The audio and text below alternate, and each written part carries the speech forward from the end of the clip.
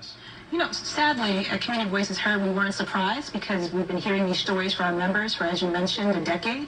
But I think it's very telling for the rest of the city, and people have to really, invite folks to read that complaint and really stare and look at what we forced other New Yorkers to live and deal with. And Greg, I mean, you've certainly chronicled a lot of this stuff, and that's what you do, right? That's what you do, right? You penetrate bureaucracies, you find problems, you expose wrongdoing. You've done it for a long, long time.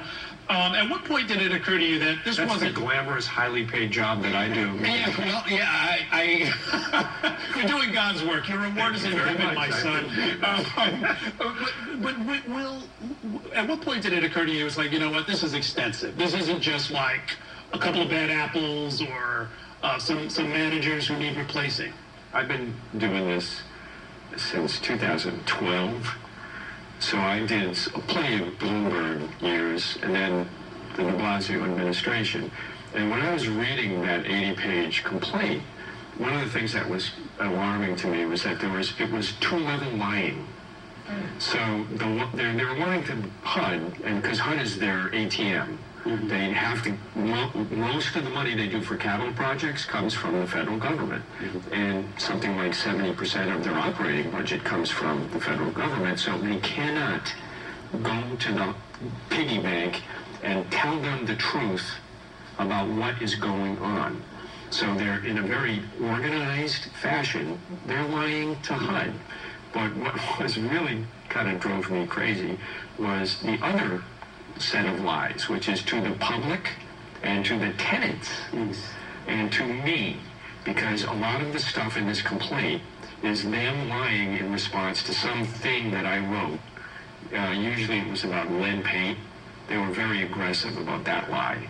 And so you would see them make a really organized, overt effort to deceive the public. They would send out these notices to tenants that were just untruthful on their face.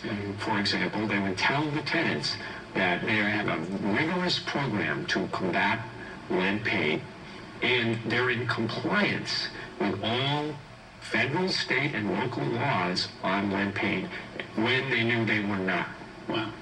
And they did this several times. Does it matter how high up this reaches, Reverend? I know your group at one time called for the resignation of Deputy Mayor Alicia Glenn, I think it was. So Latoya, the head of NYCHA at the time. Do you have any sense of whether or not, with her having left, with I think the two direct managers, senior managers that reported to her, they've left. I brought up Alicia Glenn's name because there are those who say that she should also be sort of called to account and held accountable for this because she was supposed to oversee NYCHA. Do we have a fix on where the problem lies? Well, let me answer your first question. First of all, whoever broke the law needs to be held accountable and needs to go to jail. Our folks have been dying in NYCHA, suffering in NYCHA for years.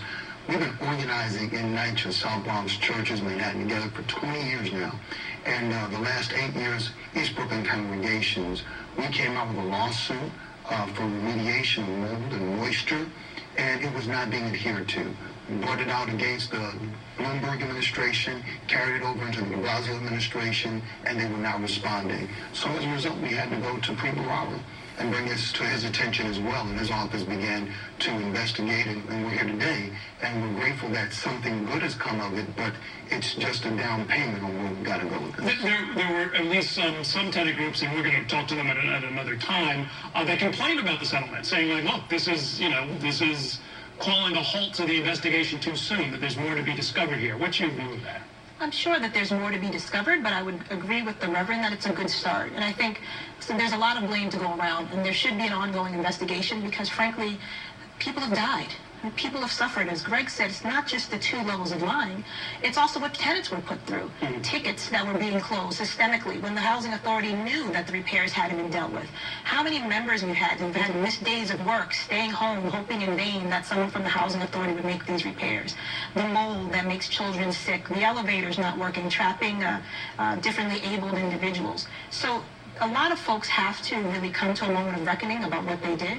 But I think equally important is how we move forward and ensure that, one, this doesn't happen again, that there's timelines to ensure that these developments are repaired in a proper condition, expeditiously, not in theory, that in 20 years so folks can keep kind of kicking the ball down the field. There has to be some real accountability and transparency about when these buildings are going to be fixed, how, who, and ensuring that residents are part of this. Right? There's got to be some real resident oversight and residents having opportunities to get these jobs fixing their developments. That's the crux of the tenants right there, is the tenant involvement question. That's the thing you're talking about is the citywide council of presidents wrote a letter to the judge saying we don't agree with this consent decree the way it's written. Yes. And that they need more tenant involvement. And I think part of it is that it's very difficult to have this conversation because people are so angry and because they've been disrespected in a way that it's just to the core of their being. When you live in a situation like that and you have to get up in the morning and deal with this stuff every single day. And pay rent at the end of the month. Well, there's a deep distrust. Right. There's deep distrust because there's been cover-ups on many levels. Also, think about it this way. When they said they did repairs, they would do shoddy work. Exactly. And our folks would come back and tell us the mold has returned. So we were not surprised by the level of deception. We don't trust that NYCHA is going to be able to do a good job of fixing these buildings. We've always advocated that you need something like the School Construction Authority that would oversee the repairs in NYCHA. Okay, well, we're at the start of a long process. The monitor has not yet been named. We're not sure how things are going to proceed, but we're going to rely on you to keep us up to date on that. Thank you for coming in tonight. We're going to take a short break here. Still ahead in this week's political...